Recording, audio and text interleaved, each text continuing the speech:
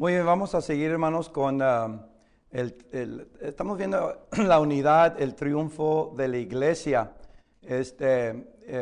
la lucha final entre el imperio y la iglesia. Noten ahí en la pantalla, vamos en esta sección ver la ascensión de Constantino. Hay 5 puntos que vamos a cubrir en cuanto a Constantino. Vamos a ver el edicto mutuo del 311, vamos a ver la muerte de Galerio, vamos a ver el edicto de Milán, vamos a hablar de Maximino es derrotado en Adrianópolis, y luego vamos a ver finalmente que Licinio el perseguidor. Voy a estar regresando, hermanos, a esos puntos. Ahí están los 5 que vamos a cubrir en esta sección de esta clase.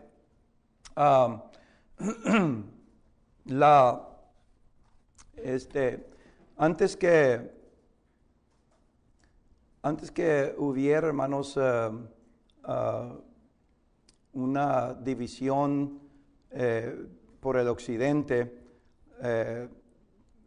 algo interesante de Galerio y otros dirigentes, ¿verdad?, del imperio. Galerio, como dije anteriormente, junto con Constantino y Licinio, emitieron en abril 311 lo que se llama un edicto de tolerancia.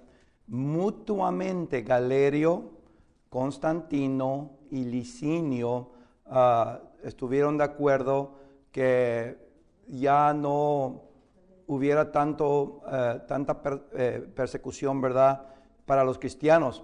La única condición, ¿verdad?, era de que no hagan nada contrario a la disciplina. Las palabras como venganza, ni nada de eso. Yo creo que esto fue, hermanos, algo interesante de Galerio, porque vimos anteriormente, ¿verdad?, que él y Diocleciano fueron los que realmente vinieron a tomar la decisión fuerte que en el oriente se hicieran esas persecuciones severas a los cristianos. Y realmente fue Galerio que influyó a Diocleciano. Y ahora en el 311, y otra vez, por lo que yo puedo ver y la historia, hermanos, lo que estoy, tal vez Galerio no ve ninguna utilidad de tanta persecución, nada resultó. Y ahora vemos que ya está para decir en la cama de muerte por su enfermedad, y creo yo que está pensando, pues hay algo aquí. Y recuerden, hermanos, que los emperadores se decían que eran reverendos, eran los majestuosos, eran Dios.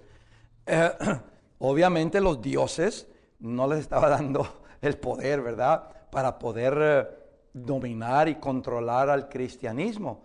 Y ahora se encuentra él, hermanos, bajo realmente una derrota, ¿verdad?, viendo que no puede nada contra el cristianismo, está enfermo, y creo yo que él vino a decidir de poder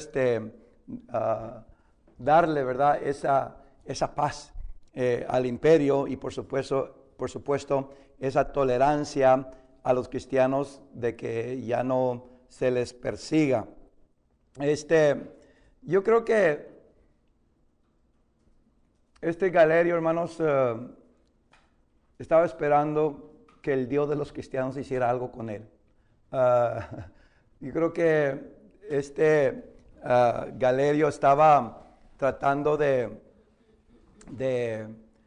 que si era, para él estaba persuadido, para mí, él estaba persuadido que el Dios de los cristianos podía darle una sanidad y ayuda. y a lo mejor si él en asociación con Constantino y con Licinio hacían este edicto, ¿verdad? Pues iba a recibir una ayuda de Dios.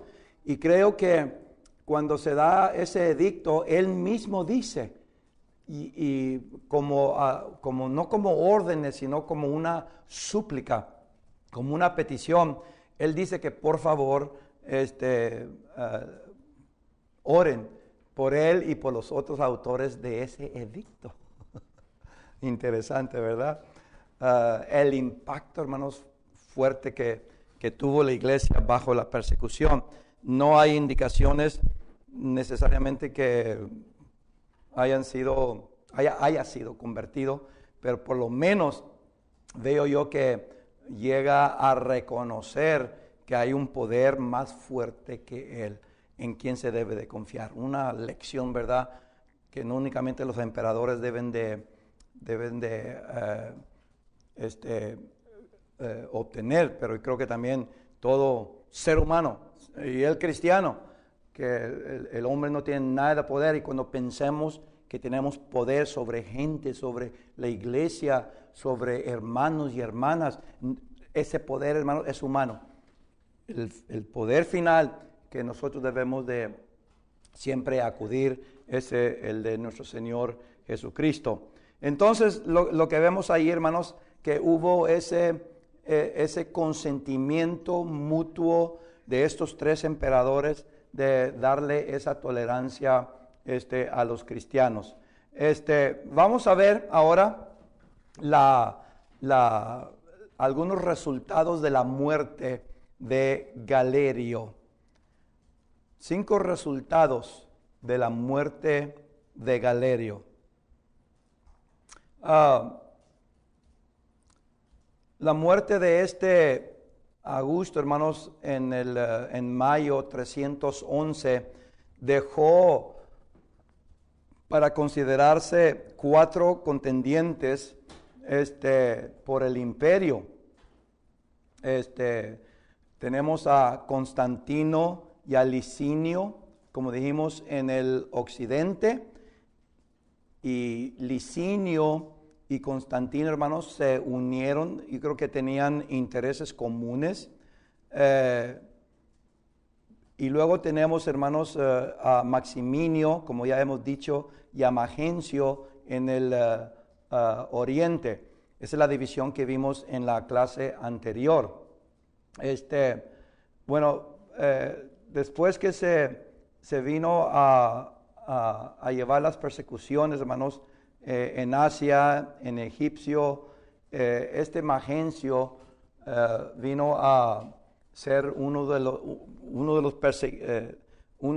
los hombres, ¿verdad?, que se dedicó otra vez más al paganismo. La simpatía de los cristianos naturalmente se volvió hacia Constantino y Luciano. Lo que vemos que el occidente ya no está persiguiendo a la iglesia, sino la favorece. Y como he dicho antes, y para recalcar, el oriente es más perseguidora de los cristianos. Entonces lo que estamos viendo, hermanos, es que los cristianos están creciendo no únicamente en número en el occidente, pero también están creciendo en influencia sobre del imperio romano. Entonces vemos que el primer resultado de la muerte de Galeriano es que hubo esos 4 contendientes. Ahora cambia algo la división, pero la división, hermanos, ya se está debilitando. El segundo resultado de la muerte de Galerio, hubo una marcha que se hizo brillante y varias victorias, hermanos, al norte de Italia. Y lo pusieron frente a frente con Magencio en una región que se llama Saxa Rubra, al norte de Roma, ahí en un puente. sobre el río Tibre. Y vemos nosotros, hermanos, que Constantino tiene la oportunidad de confrontar, porque Constantino, hermanos, favorece el cristianismo. Magencio está todavía persiguiendo y este Magencio, hermanos, quiere influir dominio sobre el occidente, y Constantino, por supuesto, tiene bastante autoridad. Y ahí más o menos el 28 de octubre del 312 se libró uno de los combates decisivos de la historia, en la cual Magencio perdió la batalla y también ahí murió. Entonces el occidente ahora queda, por supuesto, bajo las manos de Constantino. Y lo que estamos viendo entonces es que es la batalla, ¿verdad?, que estamos viendo en cuanto a que vio una señal de Dios y el Dios cristiano le había dado la victoria. No vamos a entrar mucho en eso, ustedes pueden estudiar la historia, pero ya hay esas tendencias de Constantino de pensar que oye, pues hay alguien más poderoso. Diocleciano, Maximino, Galerio, ahora Magencio no han podido contra los cristianos, y ahora Constantino viene a confrontar a hombre militar, y gana la batalla, y pues para él, hermanos, es una victoria de Dios y no necesariamente de él. Entonces, ahí, hermanos, por primera vez, después que gana esa batalla, se le conservó el título a Constantino de Pontifex Maximus.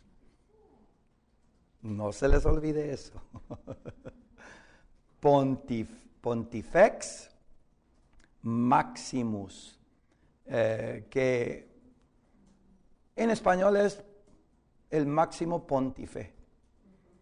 Un título que después va a adoptar la iglesia. ¿Ven? ¿Y dónde comenzó? Por uno que respetaba el cristianismo, Constantino, Pontífice Maximus, ¿verdad? Y fue ese título tan fuerte que después, cuando vamos a ver más adelante, cuando la iglesia, hermanos, ya tomó dominio, ¿verdad?, pues al dirigente sobre toda la iglesia se le dio el mismo título. Vemos la influencia del Imperio Romano, hermanos, sobre la influencia política del Imperio Romano sobre algunas, vamos a decir, títulos y funciones y poderes, vamos a decir, de la iglesia también. Comienza ahí, hermanos, desde Constantino. Ok, vamos a ver, hermanos, estamos viendo la ascensión, ¿verdad?, de Liciano y Maximino, y lo que ha resultado es que ahora, ya para el 312, Constantino y Licinio publican en Milán lo que se llama el Gran Edicto completo de tolerancia del cristianismo.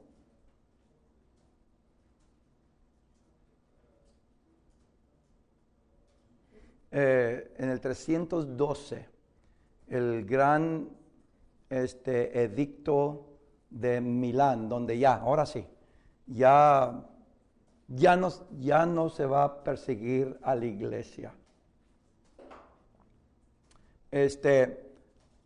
Hay dos puntos aquí, bueno, podemos decir 3 puntos que resultó de ese edicto del 312 por Constantino y Licinio.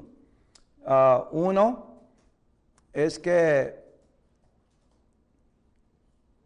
va a haber una tolerancia ya como haciendo la iglesia, ¿verdad?, algo, ¿verdad?, que no tiene peligro para el Imperio Romano. Se le da la absoluta libertad de conciencia. El cristianismo, hermanos, vino a tener lo que se llama absoluta igualdad con cualquier otra religión del Imperio Romano. Otra vez, este edicto hace la iglesia no al mismo nivel de igualdad en sus prácticas y creencias de las otras religiones, especialmente adoración al emperador, los dioses romanos, pero ponían que a la iglesia al mismo nivel. Y en cierto sentido está bueno, porque pues ya es reconocida, ¿verdad? Pero por otro lado, es algo peligroso, porque cuando se dice que la iglesia es igual a los dioses de los paganos, en las mentes de muchos que dice, bueno, los dioses de los romanos, no de los paganos, los dioses de los romanos y el Dios o dioses de la iglesia a lo mejor son lo mismo. No estoy diciendo que hubo un sincretismo. Lo que estoy diciendo entra el concepto, hermanos, de que ciertos dioses merecen cierto respeto en la religión romana. Ciertos, no Dios con D mayúscula, pero dioses o funcionarios, dirigentes, personas de alta estima en la iglesia, también merecen ¿qué? Ciertos privilegios, ciertas vamos a decir, ciertas creencias. Y eso, poco a poco, hermanos, las fiestas a los dioses que practicaban los romanos, muchas de esas fiestas se van a trasladar ¿a dónde? Si nosotros reverenciamos a los dioses de esta manera con estas fiestas, decían los romanos, poco a poco ahora va a haber fiesta a los santos, va a haber fiesta de ciertos días de la semana, de ciertas estaciones del año, y ya, hermanos, lo que pasa es que la iglesia católica, todavía no muy católica, bueno, ya para Constantino, puedo decir yo, ya es católica, porque ya unos años después, hermanos, bajo Constantino, unos años después, Constantino lo que logró, vamos a ver más adelante, es de unificar todo, ¿verdad? Pero vemos entonces que hay esa igualdad. También, hermanos, se ordenaba la devolución, que se regresara todas las propiedades confiscadas a la iglesia en la persecución. Esto es interesante. La iglesia tenía posesiones, propiedades más que todo. Lo que vemos, hermanos, ya para el siglo III, la iglesia, hermanos, tenía bastantes edificios donde se reunían. Otra vez, yo no estoy en contra de edificios, ni en contra de casas. Creo que los dos pueden funcionar igual. Lo que pasa para mí es que todos sean evangelizadores. No es, y esto yo estoy personalmente hablando, ¿verdad?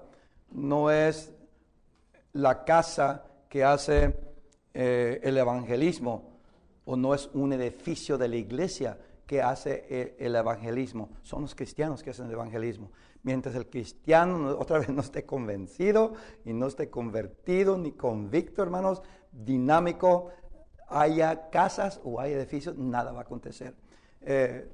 Sea que tengamos grupos celulares en casa o grupos en iglesias, el punto es, hermanos, de enseñar, de fortalecer, de hacer, ¿verdad?, a los cristianos dinámicos.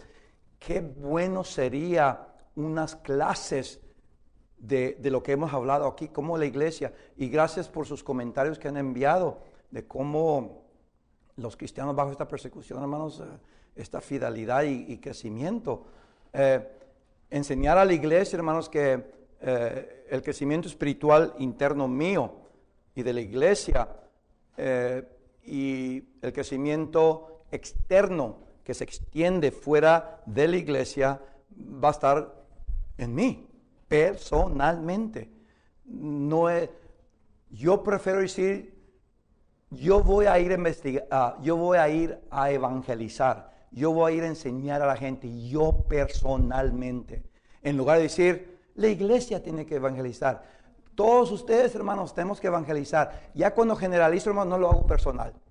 Es lo que veo de la iglesia, hermanos, del primer siglo, hasta los tiempos de Constantino.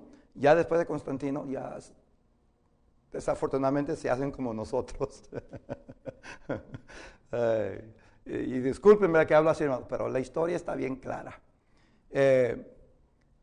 Desde el primer siglo hasta los tiempos de Constantino, la iglesia, hermanos, era un grupo, pero el enfoque era en la persona.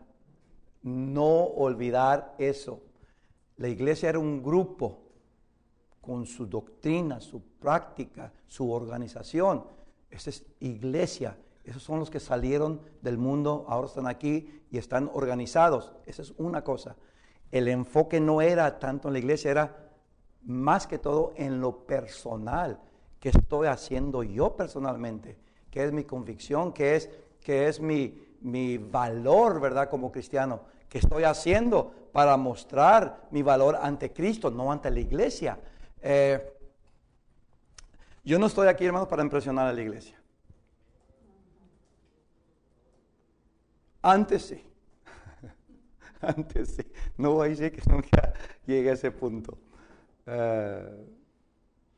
Por varios años quería impresionar a la iglesia, quería impresionar a los hermanos, que yo podía evangelizar, que yo podía predicar, que yo podía enseñar. Salía para acá y pensando, ¿verdad?, que esto, ¿verdad?, me hacía a mí algo, no sé, popular, o me van a llamar a más campañas.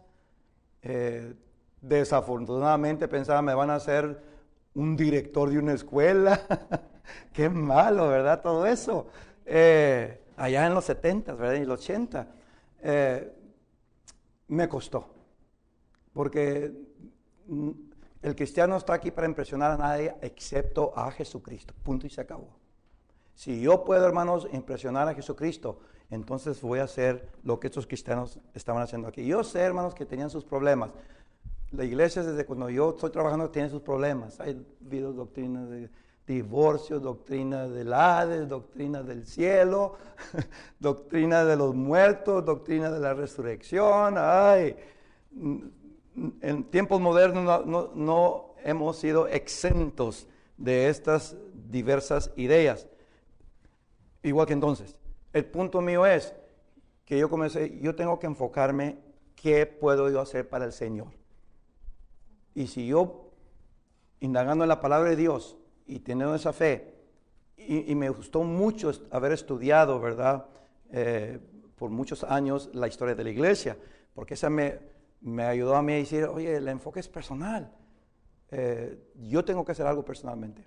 Y creo que es lo que tenemos que enfocar, hermanos, y es lo que vemos hasta los tiempos de Constantino, que la iglesia estaba haciendo. Entonces no eran los edificios, no eran los catedrales que después que tenían, si queremos decirlo así, no eran las casas, porque unos se reunían en edificios, otros en casas, hay evidencia de eso. Sea en casas, sea en edificios, hermanos, la iglesia creció porque personalmente era la religión mía, era mi Salvador, era mi Jesucristo, era mi Dios. Ese es el pensamiento, ¿verdad? Y con eso, pues la iglesia pudo hacer mucho. Ok, ese era el resultado número ¿qué? Tercero. el gran edicto de Milán. El cuarto, el cuarto. El número 4, el cuarto resultado. En el 313, Licinio vino a derrotar, hermanos, al perseguidor Maximinio en una batalla que hemos hablado en Adrianópolis.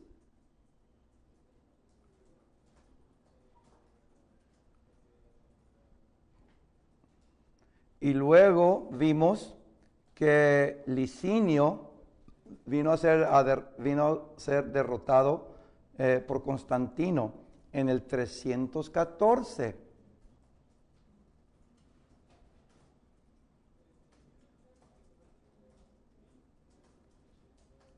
Sin embargo, Licinio se quedó con algo de poder, hermano, pero ya bien escaso.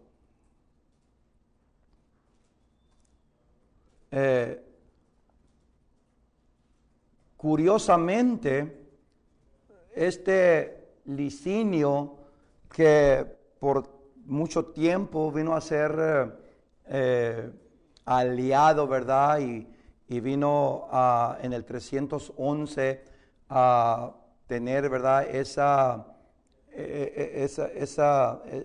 edicto de tolerancia. Es el primer edicto de tolerancia entre Galerio, Constantino y Licinio. En el 314 ya, hermanos, se vuelve Licinio a perseguidor.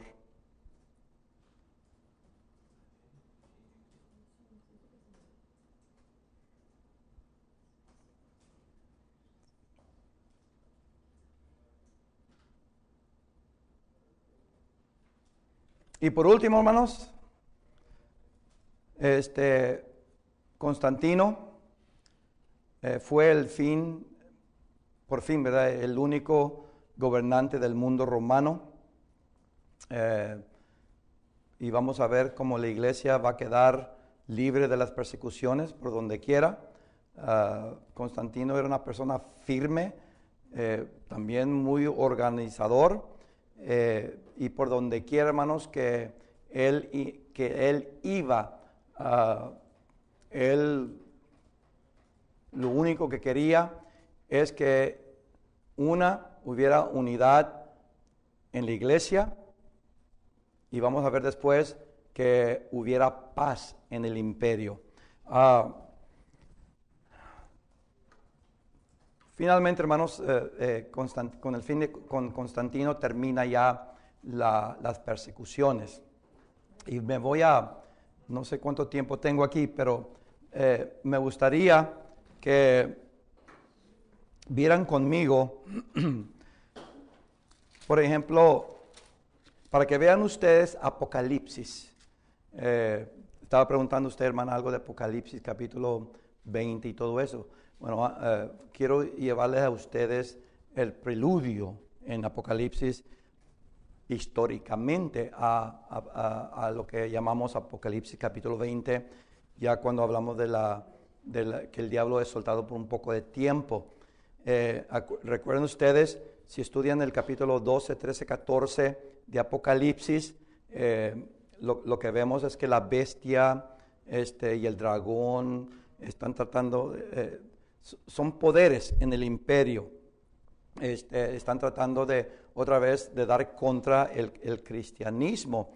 En el capítulo 17 nos da ahí, hermanos, un vistazo el apóstol Juan a los reyes que iban o a los reyes o césares, si queremos decir, ¿verdad? Que iban a venir y estar juntos con la bestia. Dice el versículo 12 de Apocalipsis 17, y los 10 cuernos que has visto son 10 reyes. No sé, hermanos, no aludo yo a esto. Nomás digo, qué interesante. 10 persecuciones, 10 reyes, no sé. No queda. Pero el punto es que iban a venir 10 reyes que aún no han recibido reino. Estamos hablando después de Domiciano, porque para mí la bestia del verso 11 es Domiciano, pero después de él van a venir otros, ¿verdad? Pero dice, aún ahora recibirán autoridad como reyes juntamente con la bestia.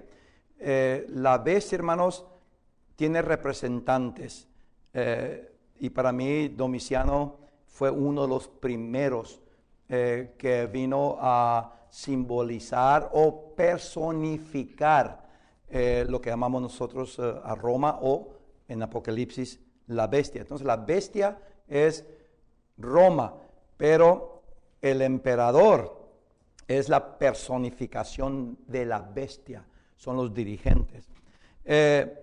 Y luego noten ustedes, verso 13, estos tienen un mismo propósito y entregarán su poder y su autoridad a la bestia, a Roma, ¿verdad?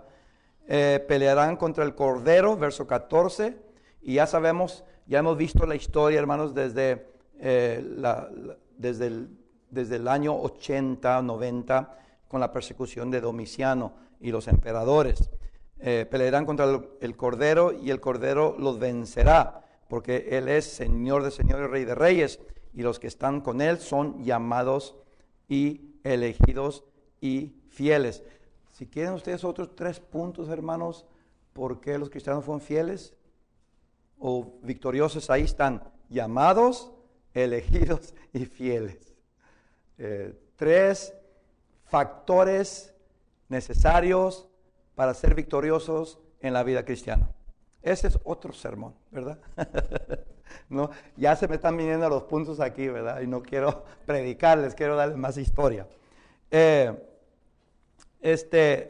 Entonces vemos, hermanos, que va a haber estas autoridades de la bestia que van a traer bastantes problemas. Ok, ahora vamos al capítulo 19.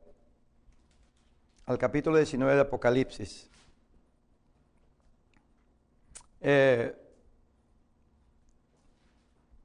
Como dije, este no es un estudio de Apocalipsis, pero quiero que vean el fondo histórico de Apocalipsis a lo que acabamos de estudiar.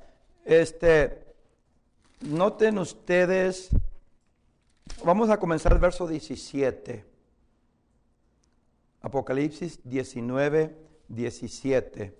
Dice, y vi a un ángel que estaba en pie en el sol y clamó a gran voz diciendo a todas las aves que vuelan en medio del cielo, venid y congregaos a la gran cena de Dios, para que comáis carne de reyes y de capitanes, y carne de fuertes, carne de caballos y sus jinetes, y carne de todos, libres y esclavos, pequeños y grandes. Lo que está hablando ahí, hermanos, es una derrota completa. Y lo dice el verso 19. Y vi a la bestia, Roma, y a los reyes de la tierra, y a sus ejércitos, reunidos para guerra contra el que montaba el caballo y contra su ejército. Y la bestia fue apresada, y con ella el falso profeta, que había hecho delante de ella las señales con las cuales habían engañado a los que recibieron la marca de la bestia y habían adorado su imagen. Estos dos fueron lanzados vivos dentro de un lago de fuego que arde con azufre. Y luego, verso 21, después se habla, hermanos, de los otros muertos, ya en el Apocalipsis capítulo 20. Déjenme poner una perspectiva aquí. Estamos hablando de la bestia, sus reyes y los profetas, ¿verdad? Falsos profetas. Son 3. Sabemos históricamente, por lo que hemos estudiado, donde llegó el punto, hermanos, final, donde el imperio romano quiso batallar y destruir por completo a la iglesia y traerla bajo su dominio. Y creo yo, históricamente, esto se cumple en el versículo 19, lo que hemos hablado en esta clase y la anterior, donde se dividió el imperio, ¿verdad? Entre Diocleciano y Galerio, tratando, ¿verdad?, de controlar, ¿verdad?, el cristianismo y ponerlo bajo su dominio. Entonces, no sé, esto es ya mi comentario. Entonces tenemos a la bestia, el representante que es el Augusto, ¿verdad? Y luego tenemos los reyes que están bajo el Augusto, que para mí son los Césares. Y luego tenemos, hermanos, las órdenes de los Césares a todos los practicantes de religión del Imperio Romano, dando las órdenes de que los cristianos tienen que adorar a los dioses romanos y hacer sacrificios. Entonces, vemos nosotros, hermanos, que literalmente esto se cumplió, ¿verdad? Lo que dice en Apocalipsis se cumplió más o menos en el año 300 al 312, 313, donde hubo ya el Imperio Romano bajo sus césares y órdenes a la religión, sus falsos profetas, de que va a haber, hermanos, esos edictos de forzar a los cristianos a obedecerles, a los emperadores, a estos reyes, a esta bestia, de adorarla, de además hacer sacrificios. Y es lo que vemos cumplido allí. Lo bonito de todo, dice que la bestia fue ¿qué? Verso 20, apresada. La bestia, hermanos, no es necesariamente Roma geográficamente hablando en Apocalipsis. La bestia históricamente podemos decir que es Roma, Apocalipsis 19, pero la bestia, hermanos, es la idea, el concepto, la tendencia, la creencia obligatoria de que todos tienen que obedecer a una religión no cristiana. Recuerden eso. La bestia en Apocalipsis no necesariamente es Roma geográficamente. Es más, esa idea, ese concepto, esa tendencia, esa convicción del Imperio Romano, de los Augustos, de los Césares, de los falsos profetas de la religión del Imperio Romano, de que todos tienen que sujetarse ¿qué? A una religión no cristiana. Ahora, lo que pasa es que Roma geográfica, vamos a ver de aquí en adelante, fue ¿qué? Derrotada. La Roma geográficamente hablando, fue derrotada. Ya no tiene el poder. Lo va a tener la iglesia. Pero el concepto fue que apresado. Ya se hizo los edictos, ¿verdad? Por Constantino, ya no van a perseguir la iglesia. No quiere decir eso, bíblicamente en Apocalipsis 19, que se quitó ese concepto totalmente. Nomás fue que apresado. Existe todavía la posibilidad del concepto de la bestia romana. Existe eso. Y es donde entramos al capítulo 20, donde la bestia es ¿qué? Suelta por un corto de tiempo. Y dice Apocalipsis capítulo 20, ¿verdad? Después de 1000 años, que sería un periodo, hermanos, desde entonces, para mí, desde cuando ya el capítulo 19, verso 19 y verso 20 se cumple, ya Roma, hermanos, geográficamente se quita, el concepto es apresado, está bien controlado, pero no eliminado. Pero después de 1000 años, y esto es indefinitivamente, Dios sabe cuándo, dice que verso 7 de Apocalipsis 20, cuando los 1000 años se cumplan, Satanás, ¿quién influyó a la bestia? ¿Quién influyó? No piensen tanto de la bestia en sentido Roma geográfica. ¿Quién influyó a la bestia en esos conceptos de que tienen que obedecer, creer, sacrificar a una religión no de Cristo? Satanás. La batalla es entre Satanás y ¿quién? Jesucristo. Satanás usa a Roma. ¿Ven? Entonces Satanás, hermanos, será suelto de su prisión. ¿Y saldrá a qué? Verso 8. A engañar a las naciones que están en los 4 ángulos de la tierra, a Gog y Magog, a fin de reunirlos para la batalla, el número de los cuales es como la arena del mar. Y subieron sobre la anchura de la tierra y rodearon el campamento de los santos y la ciudad amada. Y de Dios descendió fuego del cielo y los consumó. Y el diablo que los engañaba fue lanzado finalmente. Ahora sí termina. Finalmente termina eso de que va Satanás a engañar a naciones contra Cristo y el cristianismo. ¿Qué fue, hermanos, el concepto entonces de Roma? Finalmente, dominar, controlar a los cristianos, tienen que sujetarse a la religión romana. El cristianismo no debe de existir. Roma, los emperadores, hermanos, por donde quiera mandaban que estos edictos se enviaban a Asia Menor, se enviaban a Cartago, a Egipto, se enviaban a Siria, a Austria, a las Galias, a Gran Bretaña, por donde quiera estaban estos edictos. Y todos los dirigentes o reyes bajo el Imperio Romano en todas estas naciones que eran parte del Imperio Romano tenían esas órdenes de ¿qué?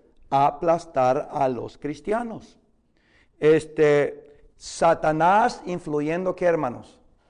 A Roma y su geografía con ese concepto, con esa idea.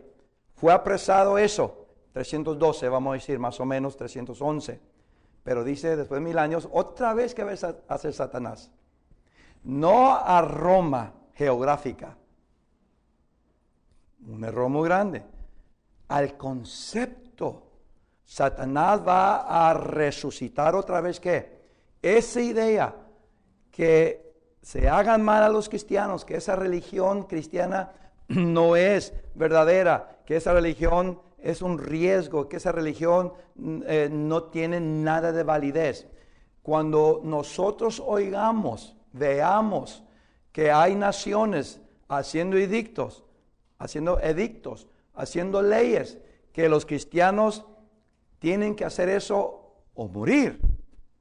Saber, hermanos, que Satanás está suelto y está engañando a las naciones, así como engañó a Roma al usarla para las otras naciones que se opusieran al cristianismo. Cuando nosotros veamos eso, cuando nosotros escuchemos cosas así, hermanos, ponernos a pilas. No porque viene la persecución, sino poner a pilas para tener la misma dinámica, la misma convicción, la misma conversión de los cristianos, porque la vamos a necesitar nosotros o nuestros hijos que están en la iglesia para poder, hermanos, ser victoriosos cuando venga esos ataques finales. Y si nosotros no toca, gracias a Dios, seremos fieles, debemos ser fieles, porque no estoy esperando las persecuciones, estoy esperando, venga lo que venga, yo voy a ser fiel. No es la persecución que me hace fuerte, es Jesucristo que me hace fuerte en la persecución. No es donde no hay persecución que me hace fuerte, es Jesucristo que me hace fuerte. Jesucristo me hace fuerte, hermano, bajo persecución o no persecución. Eso fue desde el primer siglo hasta los tiempos de Constantino. Cuando llegue ese momento otra vez, va a ser lo mismo, hermanos. Y esas convicciones y esa conversión, la fidelidad, que somos llamados, todo eso, hermanos, es lo que nos va a llevar a nosotros a la eternidad. Como gozaban muchos desde el primer siglo hasta los tiempos de Constantino. Y después de eso, ahora sí, ya no Satanás es apresado, ya es derrotado completamente, ya es lanzado al fuego de azufre y todo eso. Entonces ya, hermanos, finalmente podemos decir que es cuando entramos a la eternidad. Qué bonito, ¿verdad? El libro de Apocalipsis. Pero también qué hermoso, hermanos, fue la vida de los cristianos bajo las persecuciones. Sí, tenían sus problemas doctrinales. Tenemos que luchar con eso. Como la iglesia trató de luchar que no hubiera diversas doctrinas. Qué hermoso, hermanos, de que siguieron con eso, pero qué hermoso que fueron ellos triunfantes en la vida como cristianos. Y es lo que nosotros debemos de seguir, hermanos, anhelando. Es lo que tenemos que enseñar en la iglesia. Si podemos enseñar eso en la iglesia, fidelidad, que somos llamados, convicción, conversión, hermanos, y también, por supuesto, unidad bíblica de acuerdo a la iglesia del Nuevo Testamento. Oye, hermano, podré decir, Señor, yo quiero hacer esto personalmente para ser aprobado delante de ti. Y creo que vamos a lograr mucho delante de Dios, delante de la comunidad y delante donde quiera, ¿verdad?, que vamos a caminar en esta tierra. En la siguiente clase ya vamos a entrar, hermanos, ahora cómo llega estas diferencias, ahora que tienen paz, ¿qué va a haber? Ya no hay persecución, ¿qué se va a hacer? ¿Cómo va a funcionar la iglesia? ¿Qué son los criterios de la iglesia? ¿Qué son los pensamientos de la iglesia? En las siguientes clases vamos a seguir viendo, hermanos, eso, y luego vamos a ver cómo cambian, ¿verdad? Siguen cambiando las doctrinas hasta cuando finalmente se establecen doctrinas o dogmas que ya identifica lo que se llama la Iglesia Católica. La Iglesia unificada bajo la dirección, ¿verdad?, de alguien que recibía órdenes, divina inspiración directamente de Dios. Gracias.